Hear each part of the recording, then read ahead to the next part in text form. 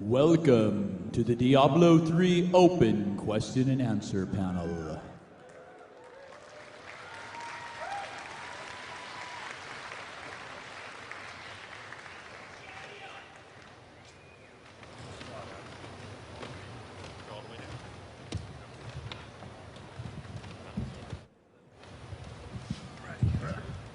Good morning, everyone. Are you having a good Blizzcon so far? Cool. So we have a virtual Ladies and gentlemen, mob we're of, about to begin the Diablo World 3 of Warcraft developers up Game here. Systems discussion The panel. thing we thought would be really Please fun welcome to our do panelists, is, Greg Street, give a Corey whole Stockton, hour for and the Tom fans, so Chilton. you guys can ask us whatever you want. There's almost no question about Diablo 3 that can't be answered up here. We've got, to my right is Jason Regier. He's our lead programmer. To his right is Christian Lechner. He's our art director. Wyatt Ching, technical game designer. Leonard Boyarsky, lead world designer. Who's that? Michael on the other? Michael Chu, one of our quest designers. Joseph Lawrence, and oh, I skipped Dave. He doesn't matter. Lead level designer Dave Adams, Joseph Lawrence, who's our sound designer, and Steve Parker, who's a senior producer. So all those production questions that have been burning in your soul, we're ready for them. So, and my name's Jay Wilson, I'm the game director, and let's get started.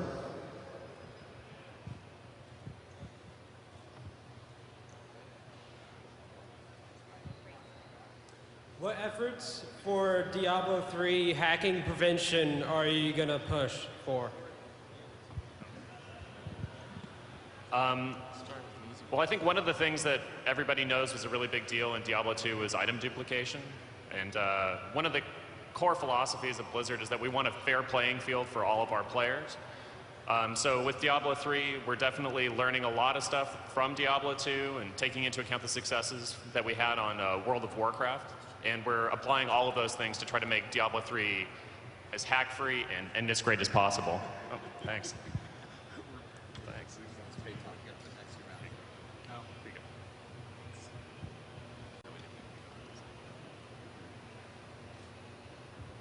Hi, my question isn't about Tyrael. He's such a fan favorite and such an amazingly designed character. How has the process been going to bringing him into the world of Diablo 3, and how much interaction will the player really have with him? Leonard, do you want to get that one? Or We're Michael? conferring. Hold on a second.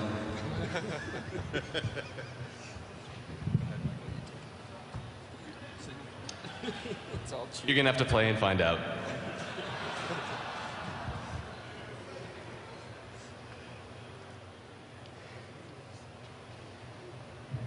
Hello, my question is, how is the PvP system going to be implemented, and how is it going to be different from D2? Like, can a random player just enter a random game and start going crazy, or what?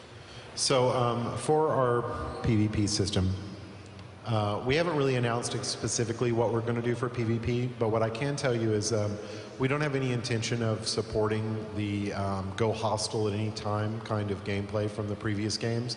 We feel like it really, we know there's a percentage of players out there who really love it, but we feel that it hurts the cooperative game too much.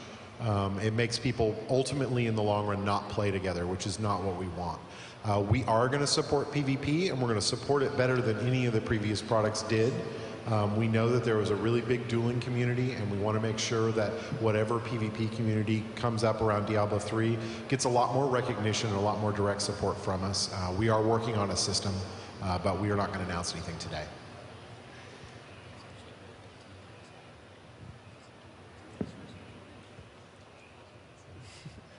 Hi.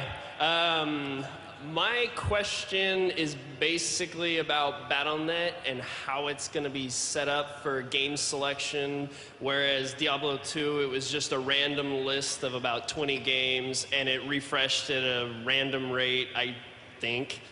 And then how is it going to be for Diablo 3, being, can you make PvP games, trade games, or how is that going to work that way? So right now we haven't done a lot of BattleNet design. BattleNet's been focusing mostly on StarCraft 2 and just all the new kind of BattleNet features. It is our intention to get something a little bit more verbose than the kind of giant, very cumbersome list of games that Diablo 2 had. We recognize it wasn't really the best way to kind of find other players. So we do want to support some kind of specific matchmaking, something as simple as you pick a character, you hit a button, it puts you in a game next to somebody who's doing the same thing as you at roughly the same level. We want you to be able to join your friends instantly no matter where they are and make that really easy. What visual form that's going to take is really going to be determined partially when we encounter BattleNet, when we start designing alongside them and seeing what they've done with StarCraft 2.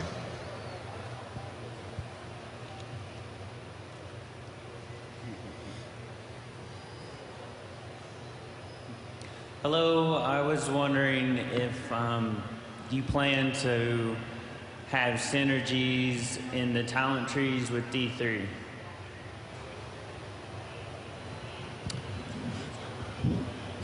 The synergy system did really good things in 1.10 for the skill system that was there. The skill system that's in Diablo 3 currently, I don't think the need for them exists in the same way. In Diablo 2, the synergies, a lot of times you had like wasted points because you were making, say, like a frozen orb sork or something, and then you had all these other skills that you got in the way, and it felt really wasteful and negative to the player. So the synergies help to support that. The skill system's so different in Diablo 3 that I don't think synergies will be needed in that way. That said, the player still needs a breadth of customization options. So we are looking at maybe easier to understand synergies or something that would be more appropriate for whatever the final skill system ends up being.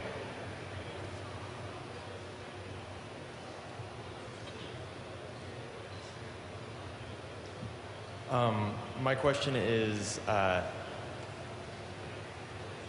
there going to be like more variety of quests, like compared to Diablo 2? Instead of just boss farming, is there going to be more quests that you can do? Yeah, the quests in Diablo 3 is an area in which we think that there's actually a lot of room for us to explore and grow from the previous games in the series. As you can tell if you've played the demo on the floor, we're trying a lot of new gameplay mechanics and how we can vary your gameplay experience and also deliver story and interesting events.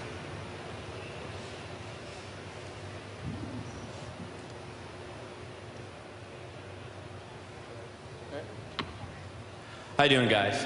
I have a question about the monk. You said you want a classic fighter feel. So the stage 1, stage 2, stage 3, are we gonna see some sort of Easter egg Hadouken? I wouldn't discount anything, but at this time, I can't say. I want to remind everyone we've got a whole bunch of disciplines up here. All your rendering engine questions, this guy right here can probably answer them for you. Sound questions, anything like that. So, make sure you hit the gambit. They don't get a lot of chances to answer questions from the fans. Hello.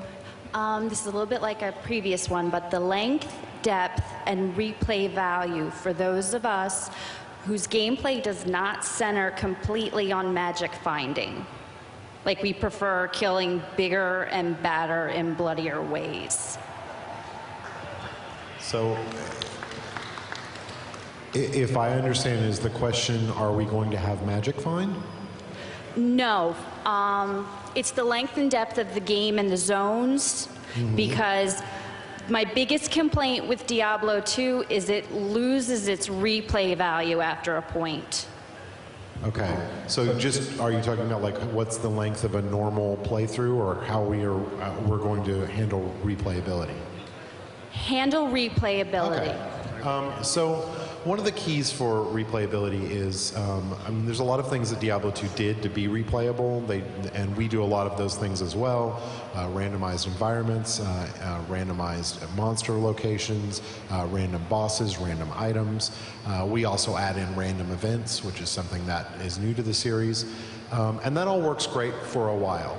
One of the biggest issues that Diablo 2 had was the path of least resistance to the best items was a very repetitive path.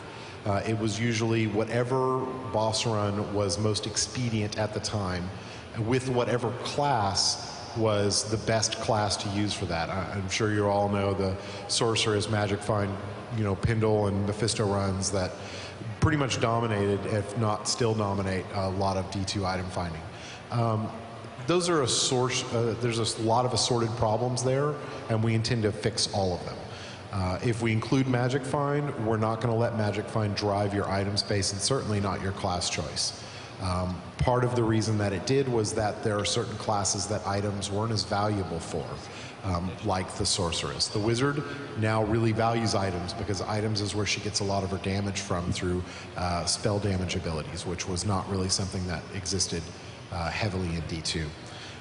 On top of that, the next job that we have is to really make sure that we have a lot of content. There should be a really compelling reason to redo a lot of it. Because when you're spread throughout a lot of content constantly, it lasts a lot longer. So the best example I can give of this is the quest system in World of Warcraft.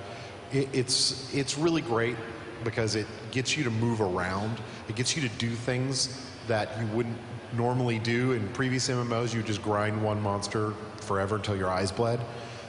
And players will play that way if that's the fastest way to progress. Our job as designers is to make sure that the fastest way to progress is also the most fun way. So we are working on systems that are going to accomplish that.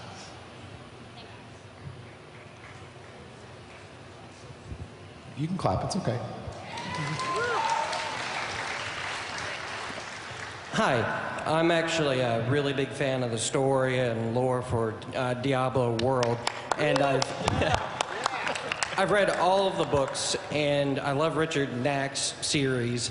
And obviously, the Necromancer is probably the most fleshed out faction in the Diablo world.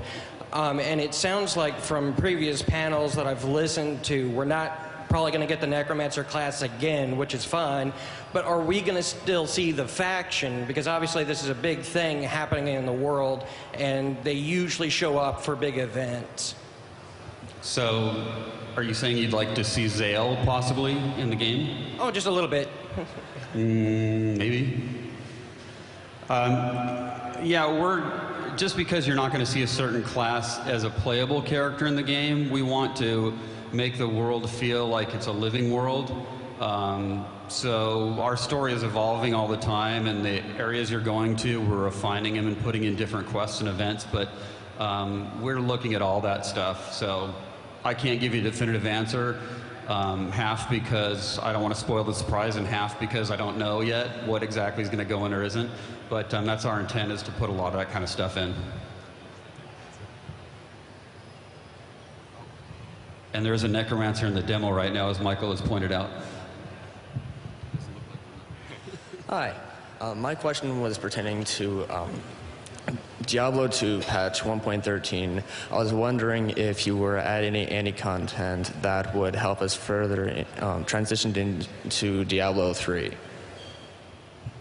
I was asked this question earlier, and I think the best answer is, unfortunately, we can't really talk about it because I don't want to, we're not, the Diablo 3 team is not actually the team that does the Diablo 2 patches. They consult with us, and we make recommendations, but it's a different internal team that does it, and I don't want to speak for them. So unfortunately, I can't speak to any of that. Sorry.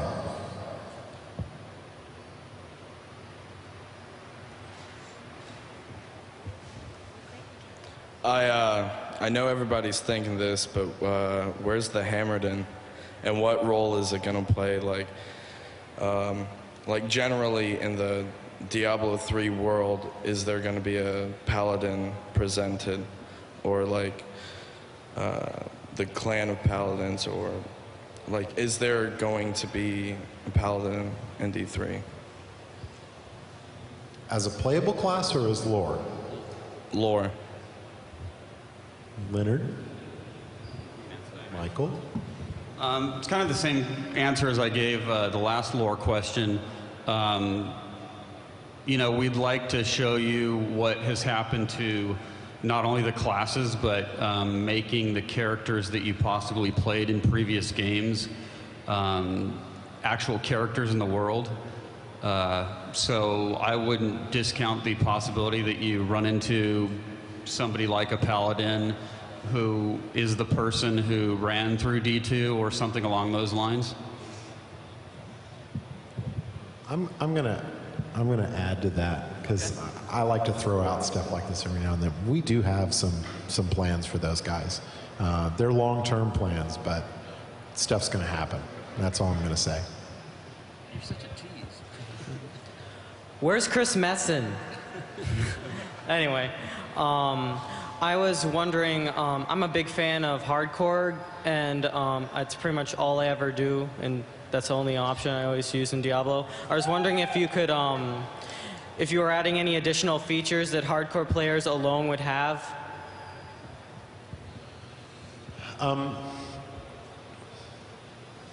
We do want hardcore. Only way to play, right? Yeah, all right. We definitely want to do hardcore again. In terms of additional features, we don't have anything specific planned right now, but we're open to ideas. So, you know, hit the forums and throw some stuff out there, and tell us what you want to see. I want to see the hardcore naked mode like those guys just did. Did you guys hear about that? I guess, was it in Germany? In Germany, there were these 8 guys. They played through all of the entire game up through Hell difficulty, completely naked, no items at all, and with no town support. So they couldn't go back to town, they couldn't get any quests unless they needed them for forward progression. And they got through all of Hell difficulty doing that, and ended up around levels high 80s, so pretty crazy.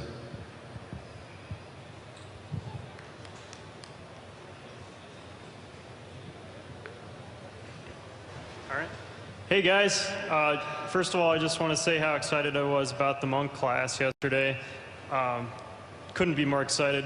So in D2, we really saw Tyrael emerge not only as an enigmatic main character, but also as a renegade angel.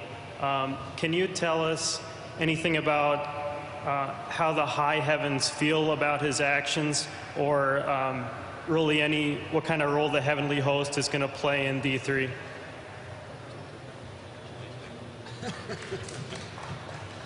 We're not going to reveal any details about that, but I can say we do address a lot of the issues that you're talking about. I can extrapolate that the high heavens aren't very pleased with his actions. Yeah, I probably shouldn't say any more.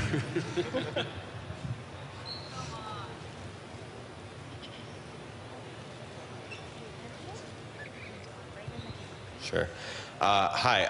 I noticed that you guys have an entire web page just devoted to the geography of Diablo 3, and it seems like you are placing much more of an emphasis on geography than maybe even Warcraft 3 did, definitely more than Diablo 2 did, and I'm wondering if you have something more to elaborate on that with. Is there, a purpose to this?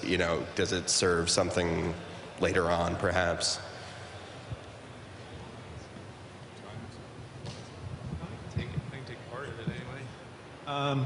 I think what we were trying to create there is a real world feel when you're running around in the levels. We want you to think like the towns that you're going to and these places that you're visiting.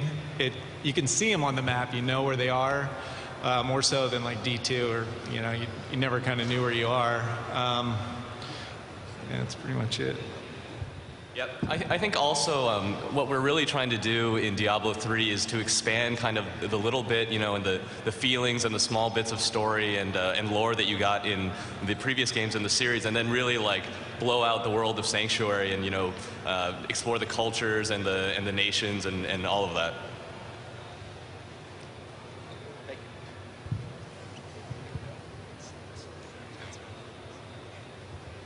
Hi, this question is from Twitter.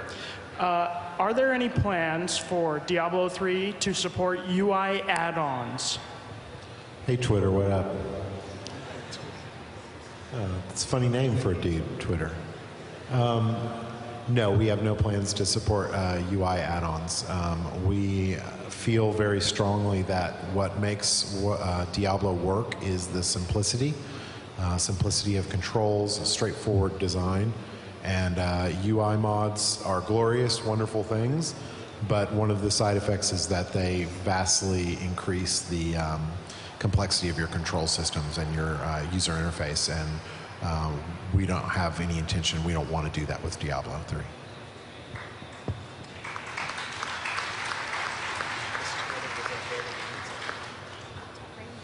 Hi, my question was about when you're playing the game, I kind of felt like all the characters just, like all the monsters just blew up into a river of blood. And that's cool and everything, yeah! But that's cool and everything, but I felt like in Diablo 2, you just kind of slash some characters and they drop and die, and occasionally they'll blow up. And it just felt really busy, like so much was going on and so many monsters in one spot. So usually we're really big fans of blood. I think I can speak for most people. Yeah. But that is definitely something that we've been thinking about too. There's still some tuning that we're doing on things like that, like effects, and blood's included in that as well. So ultimately, anything that impedes gameplay or actually gets in the way of that, obviously we're going to fix or we're going to tweak. But we also want to make sure that you get a lot of satisfaction from hitting things and actually get a payoff from fighting. So there's a lot of that there as well.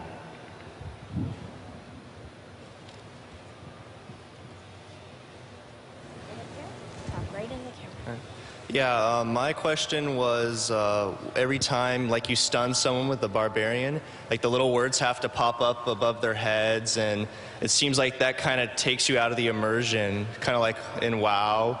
And I was wondering if there's a toggle off or if you're going to keep that in or anything like that. We have toggles for some things that come up. Right now, that's not one of them. It's always been our focus to be gameplay before anything else, before even immersion. And what we find is when we put in some features, there's just no other way to telegraph them but to use a bit of UI. That's a last course of action for us. But we have no intention of removing things that we think are necessary to play the game just because someone says, well, I'm slightly less immersed. For us, at the end of the day, it's still a game, and that's the most important thing. The fact that the game is very, very playable. It's very easy to understand what's going on. There's nothing really that can trump that for us.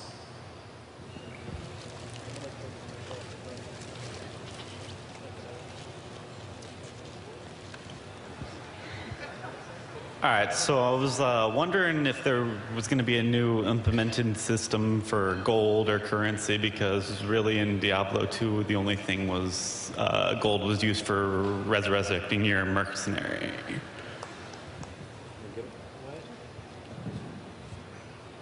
That's a good question.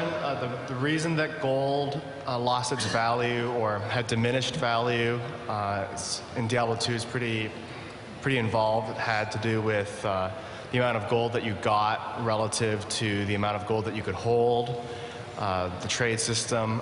There's definitely a lot of lessons that we've learned, not only from Diablo 2, but from World of Warcraft as well. We have a lot of ideas in mind. We would very much like for the gold currency to be meaningful and for players to take the steps that we need so that gold becomes an actual trade currency rather than, you know, perfect skulls or Stone's Jordan or whatever. So we're definitely looking at that.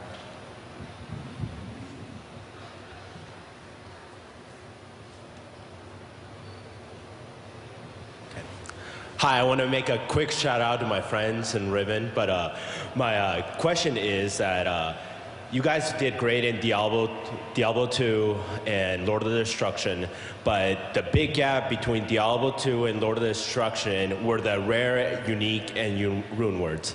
The rare items in Classic were great. They were better than uniques. You know, not everybody had the same unless they were duped.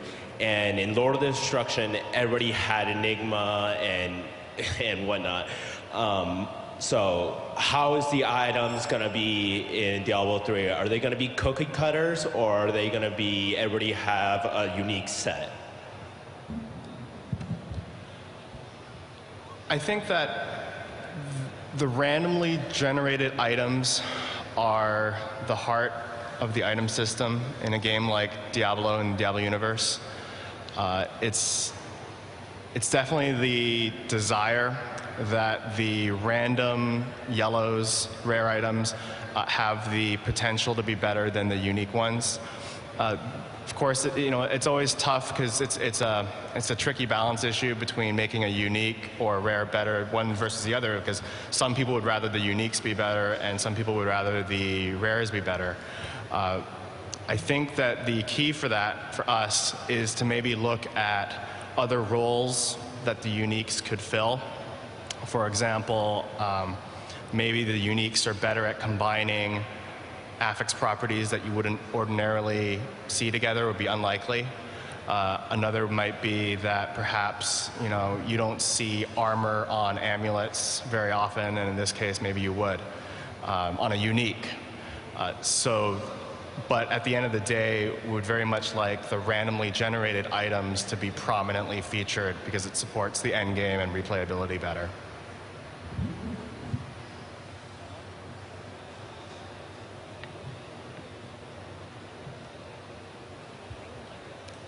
About the party search system, will it be automatic like in the demo which I just played? Is it like automatic, or do you plan to add something like a function to choose which people, like our friends, which will be in the party? And do you plan to make it as fast as in the demo? I'll take this one. Let's see.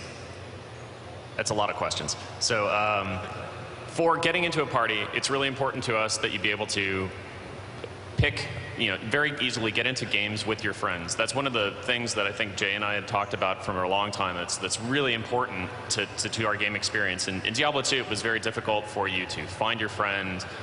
You'd usually have to call them up or IM them or something and get into the game. And we really wanted to make sure that that was an integrated part of the experience.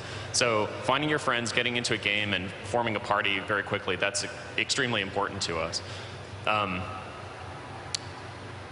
And I think that we're still exploring a lot of other avenues for how to get other people together, to form those parties, to have good game experiences. What's really important to us is that that we get a lot of good game experiences on there. The things that we don't want is we don't want to have people randomly hopping into your games, doing things that negatively affect your game experience and forcing you to somehow quit your game. We want to make sure that more game experiences are positive. And we still want to have hardcore mode and PvP and all of that, though. So I hope that answers your question.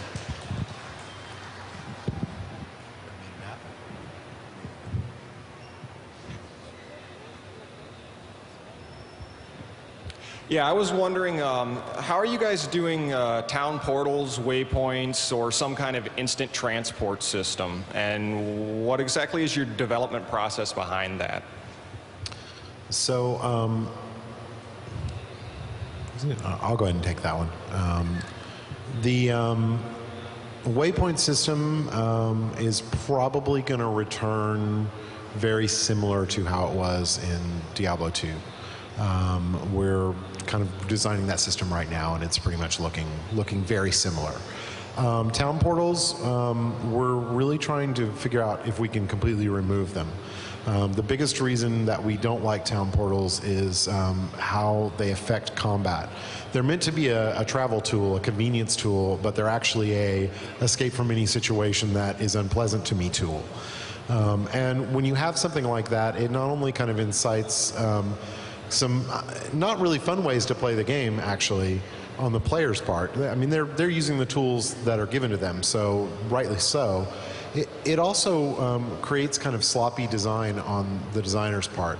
I don't think Duriel would have ever existed if there were no town portals in Diablo 2, because you wouldn't have been able to beat them, and that's not good. It is our goal, though, that players be able to move quickly through the world. It's not a game about travel. Travel time's not something we want in it. So as we work through, we're focusing on a lot of different systems, putting in waypoints. The checkpoint system for death is actually meant to reduce travel time. Resurrection, when you're with other players, is meant to reduce travel time. The fact that our dungeons actually have exits in them, so you don't get to the bottom of a dungeon and then have to walk all the way back. So all these things are meant to reduce travel time, to make sure that players can get back to towns fairly regularly, unload their inventory, and not constantly be just walking without actually being in action.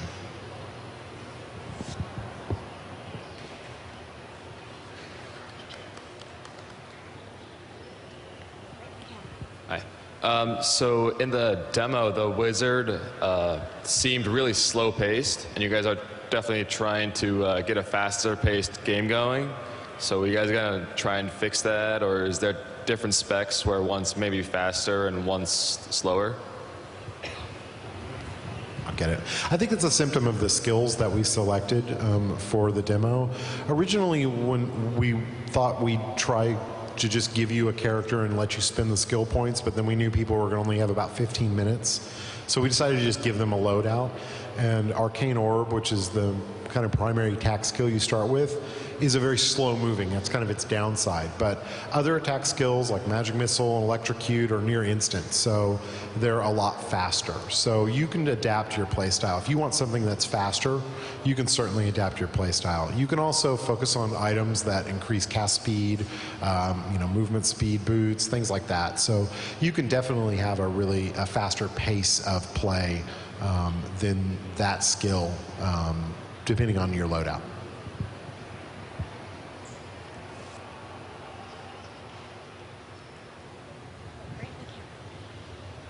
In last year's build, one of my favorite things was with the Witch Doctor, you could set your zombie dog on fire or poison it, and it would look like that, and it would do that kind of damage. It was really cool. But in this year's demo, that's not there at all. What happened to it? That's a really good question. One of the struggles that we had with the Witch Doctor zombie dog in particular was figuring out, why would I choose to plague my dog or light it on fire? What are the situations that I would choose one versus the other? Is the gameplay supposed to be that the player's trying to keep the fire on the dog all the time, but it keeps falling off? Or is it that for some situations I want a fire dog, and for some situations I want a plague dog? There was also issues where sometimes players would see this loud, fiery dog on their screen and not really know how it got there because they didn't realize their skill did it, so there were some readability issues. So when we toned down the fire effect, though, it made it hard to know whether it was actually on fire or not. So we had a bunch of different difficulties on it, mostly in terms of communicating it to the player and having it be a meaningful gameplay decision as you went along. We still want to keep the idea of customizing your dog in different ways, and one of the ways we'll probably look at doing that is through either additional skills or the rune system, which Jay mentioned earlier today. We weren't able to show at Blizzcon this year, but that's definitely a whole other level of customization on skills, which isn't even being shown right now.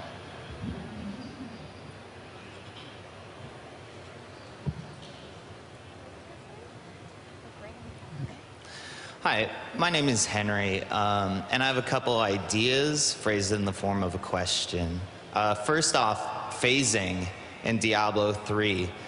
Wouldn't that be awesome to change the environments based on the quests that you do? And speaking of quests, class-specific quests. I think it'd be awesome to implement a quest where like 8 barbarians have to join in and jump over chasms or whatever it is they have to do. And if you implement that, what are my stock options like? I'll take the phasing question, then I don't know, Leonard, if you want to get the, or you or Michael can get the question or idea. So the phasing technology is really cool. Those of you who don't know what that is, if there's not a World of Warcraft fans here, I'm sure there's one or two. It's all right. We like that game too. It's a really cool technology they have to be able to change the world dynamically over time, change the terrain, change the NPCs and what's in the world. Currently, we don't have any technology like that. Our game is not a persistent world in the same way that an MMO is.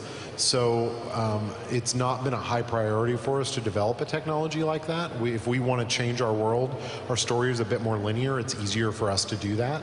That technology is pretty, even though we've already developed it for another game, putting it into our engine would not be trivial. It would actually be really time consuming. So until we see some kind of obvious benefit, we probably won't explore something like that. It's a cool idea, and maybe one day we will. Maybe one day we'll find a use, or we'll constrain against the game that we have and want to add something like that. And I'll let the Quest guys take the Quest question. So one of our goals with Diablo 3 is that we really want to expand the story and the character of the heroes of the game. There are a lot of ways we're doing that. One of the ways you might have noticed is that there's a lot more dialogue for the hero characters. They will participate in conversations. They have very specific characters, and I think that, you know, with that being our goal, Class Quest sounds like a great idea.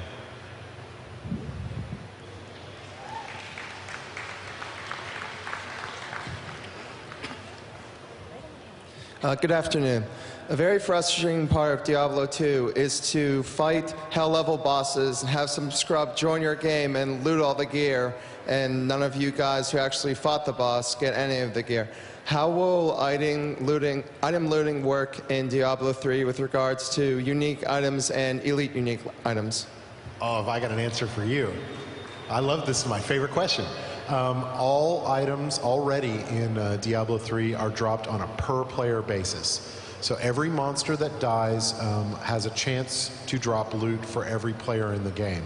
I say a chance because some creatures don't drop loot, but a boss, he would drop loot for every player. And you would see your loot, and your friend would see their loot, and the scrub would see his loot, but you wouldn't be able to see each other's. So you can pick up any item you see on the ground. It's pretty much for you.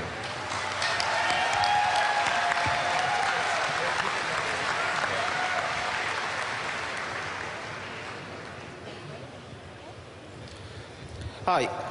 I was wondering if from Diablo 1, the expansion, Hellfire, have you considered implementing the cornerstone of the world to trade items between your own accounts? Well, the first thing I'll say is that Hellfire is not actually a Blizzard expansion. It was developed by another company, so we don't recognize it as an official part of the Diablo universe. That being said, it doesn't really matter with the question you're asking, but there will be a way to transfer items between your characters. We haven't decided exactly what method we're going to use, but it absolutely will be in the game.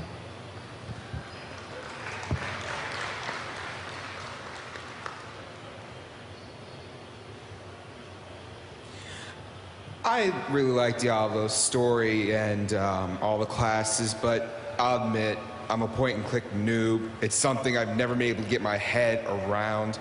So has the gameplay format become more new player-friendly?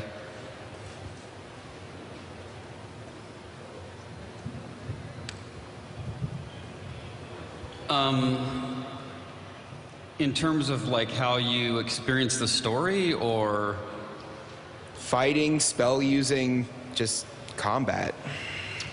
I don't know. I mean, I think that's more of a usability question than to use a really official game development kind of highfalutin word. In terms of introducing to the player, we spend an enormous amount of time designing and redesigning our UI over and over again. And we're going to put in a tutorial system that will introduce players to new elements, and we're going to try and make it fairly robust. So we do think that Diablo's a pretty easy game to play. That being said, you can't rest on that fact. You have to make sure that your players have a really easy introduction to the game so that they can they can get into it very easily. I know a lot of us kind of hardcore gamers are like, how hard can it be? But the truth is, like, we want the Diablo 3 community to be as big as it can possibly be, and that's good for all of us. And if we can make the game really easy to get into and really easy to understand, that's a big barrier taken out of the way to be able to accomplish that.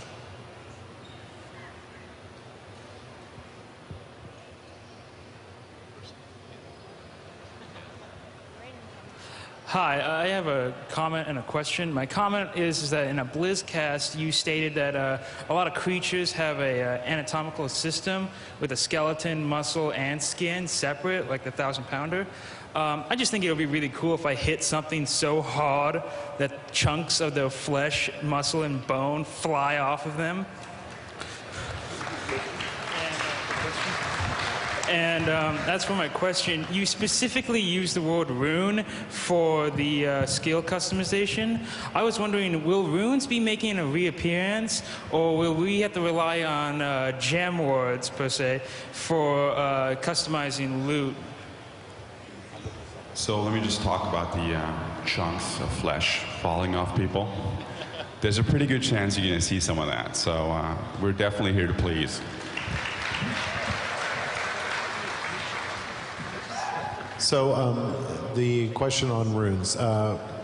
Runes are, rune words is I think what you're specifically asking. Are we going to have rune words? No, we're not planning on having rune words because runes are our new skill customization system.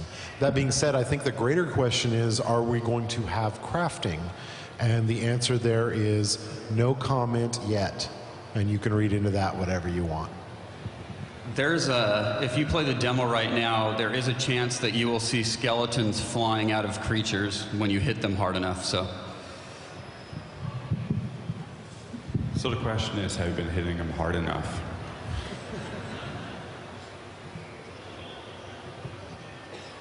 So my question is that music plays a big part in the Diablo series, and will in Diablo 3 have the different zones with their own tone and feel, and when can we get a sample of those? You're definitely going to get a huge variety of music in Diablo 3 for sure. Right now, it's hard to keep up with the art guys because they crank out so much awesome stuff, so the sound department is always a little behind them, and we always will be until the very end. But you're going to get some really specific stuff. For now, you're only going to hear what we demo at the show, and we're going to release very little of it on the website as well. So you're just going to hear a smattering until we finally put the game out.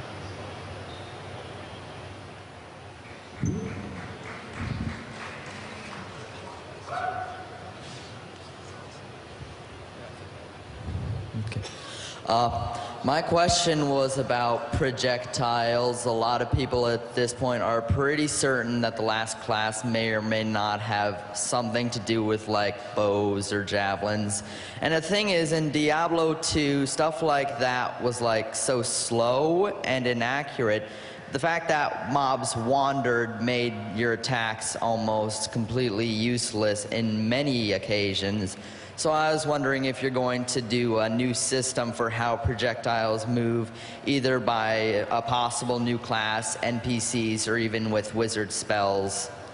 Because in the similar Diablo 2, I remember the sorceress skill, I think it was like static discharge or something, which released a whole bunch of static, which was uncoordinated, was basically completely useless unless you were completely surrounded.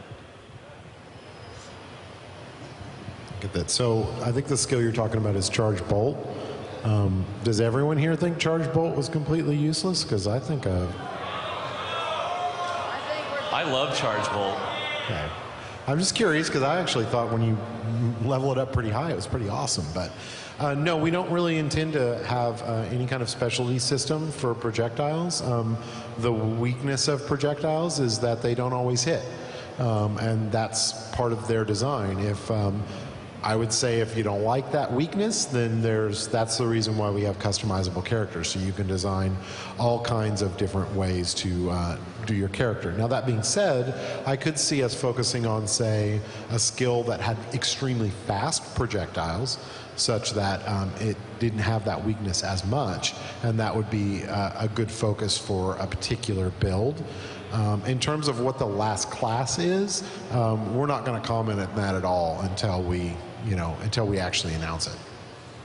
Yeah, I would also add about the skills and just to speak to the customizability. I think that when a player has to choose between, for example, a fast projectile versus one that instantly hits versus one that's slow, that can be an interesting playstyle choice. One that can be modified by runes potentially. I mean, at last year's BlizzCon, we showed that there was the magic missile skill is a great example. And the magic missile, actually, we did find that if a monster is moving, perpendicular to you, it can be hard to hit. And so one of the rune options that we showed last year was to have multiple missiles come out. And that's not unlike the Amazon's multi-shot, which was how a lot of Amazons wound up playing. And so there's definitely a trade-off there that the player is making, because maybe the person should have had faster magic missiles rather than more, or maybe they should have just had them do more damage, or maybe modify some other aspect. And so a lot of that will be done through player customization.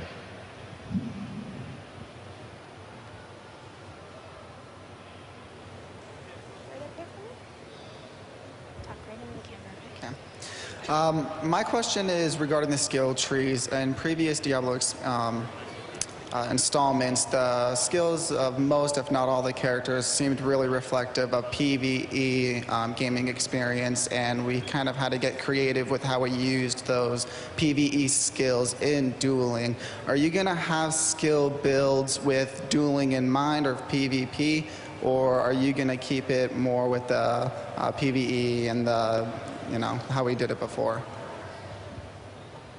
So we don't talk a lot about PvP because we haven't really announced anything specific, but I will say that part of supporting PvP better is actually developing our characters as both PvE and PvP characters.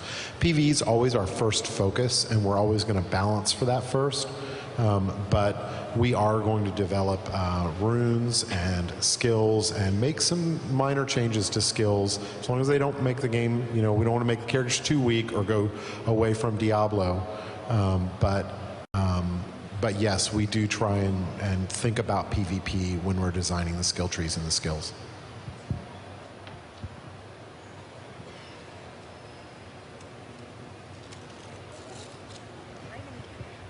Hi guys. In terms of level design, with Diablo 1 it had a very confined feel that's helped to heighten the sense of urgency. Diablo 2 seemed to start out with a more open feel that then compressed down to a more confined feel as you reach the end game. Judging by the demo, it looks like with Diablo 3 it's sort of an open level design, but with a freeway kind of running to the progression of the game. So are you working in one of these two schools going forward with Diablo 3, or is this a new sort of level design that we're looking at? I wouldn't say it's that we're choosing any specific direction there for like Diablo 1 or Diablo 2.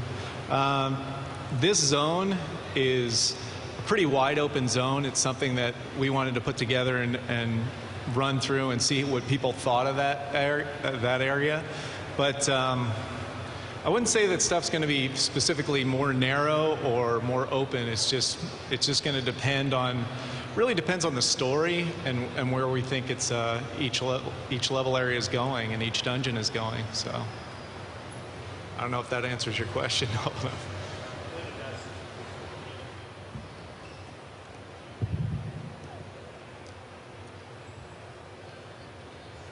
We have another question from Twitter. Will there be a Diablo 3 map editor for the client?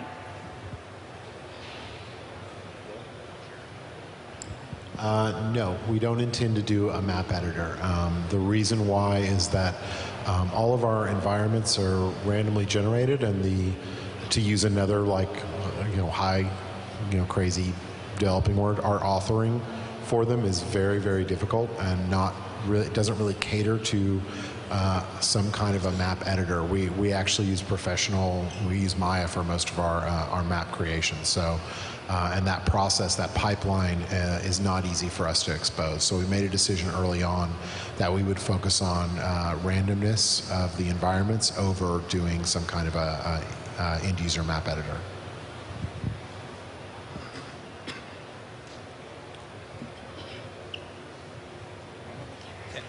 Hi.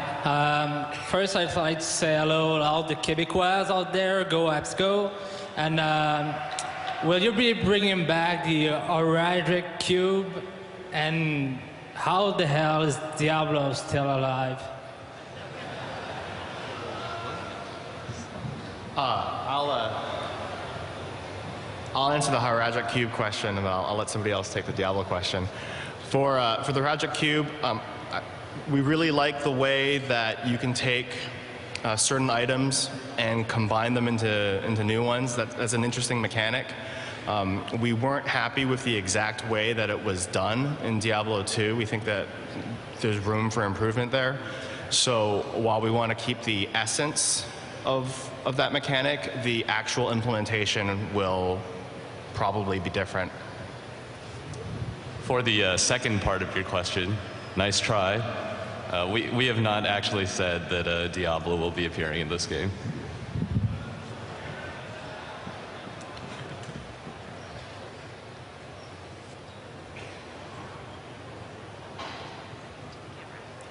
In Diablo 2, you have the ability to gamble, and at a time you can gamble some decent items.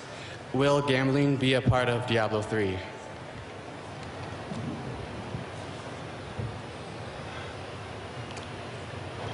I think one of the main issues with the gambling previously was understanding exactly how it worked. It was kind of a black box. I've talked to a lot of players who said, oh, you know what, I went up, I gambled, I spent all my gold, and I got nothing, and I never did it again. And that's actually a very typical early experience for players to the gambling system.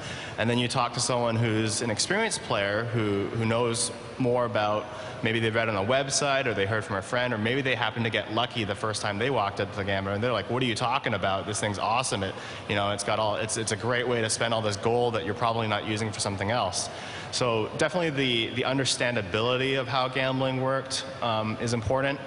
So I think what we do want to have is, I guess, ways to get items in addition to going on runs.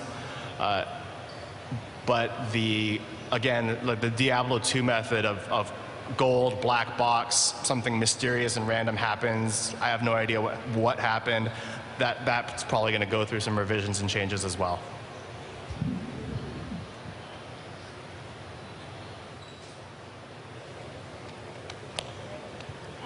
Camera. Hello. Hi, it's great to be here at BlizzCon. Hi. I wanted to say I love sound effects, and I'm a big fan of Diablo 1's old sound effects. Is there any way that you could bring back some of them, or any of the old death noises of any of the creatures? You may have noticed there's some in there already from D2, and some of that's accidental. Some of it's just placeholder that we're using because we haven't got to those sounds yet. But I have planned to pay respect to some of the older versions of the game and put some of the older stuff in here and there. I'm not going to say now what that's going to be, but you'll probably hear some here and there.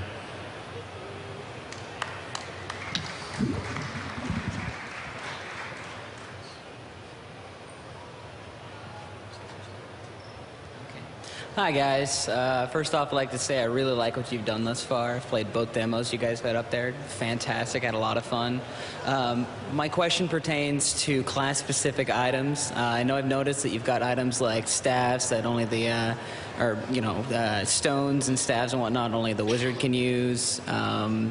You couldn't use certain items with the monk. I'm just wondering where you're going to go with class-specific items compared to what was done in Diablo 2.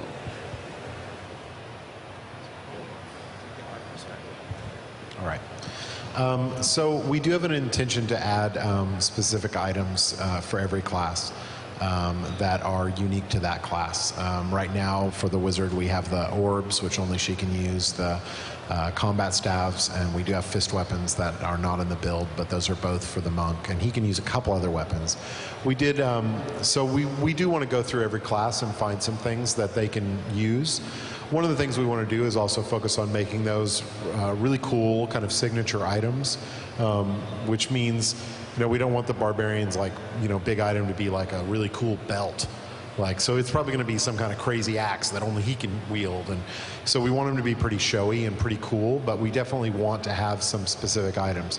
Now, as far as whether those are must-haves for the class, what we prefer, we haven't really tuned them yet, so it's going to be hard to say until we do that, but I feel like what we tend to prefer is the idea that that they're useful for certain builds, but they're not the exclusive thing that you have to use.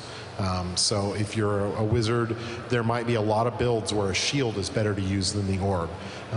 We prefer that kind of diversity of item set whenever we can get it. Does that answer your question? Yeah, great, thanks. Cool. All right, we have 5 more minutes for questions. Right up there for me? Look right in the camera, okay? Hi, first of all, Diablo is one of my favorite Blizzard games, but I think it needs more cowbell. My question is, Diablo 2, I loved it. Mephisto made an appearance. Hard boss, loved it though, but Bale got his own game. Is he coming back? And if so, is he going to have a bigger role? I don't know. You kicked his ass pretty soundly in Lord of Destruction. We're not really talking about who's coming back or who you'll be fighting, but I wouldn't count anybody out.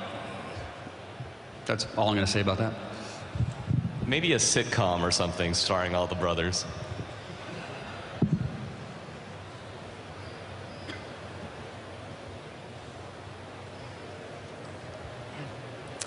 Hi, my question is about monster recoil. In Diablo 2, I played mostly melee class, and one of the things that was enjoyable is when you hit the monsters, they would recoil and actually make it like a sound of pain. So you really felt like your hit had meant something and had an impact on the monster. I played the Diablo 3 demo here at the hall and also at last BlizzCon, but I've noticed that when I hit the mobs, they really don't react. It's kind of like lifeless. Are you planning to add recoil when you hit the mobs? It's interesting that you say that because a lot of our creatures, every creature does have recoil, and we actually use this. Percentage. Yeah, there's a percentage chance for them to recoil, and it's pretty much identical to Diablo 2's chance for recoil because it wasn't 100%. And the animations that we play when they do that would, if they were real, they'd actually break the spine of the monster because we make them so pronounced. We also flash the characters, and we do have them play sounds, although I would say on that front, our sound development is still a work in progress, and so maybe those sounds aren't pronounced enough. So I'm actually kind of surprised to hear you say that. But we'll definitely take a look at it. If it's not pronounced enough, we'll continue to work on it. All right, that looks like that's all our time.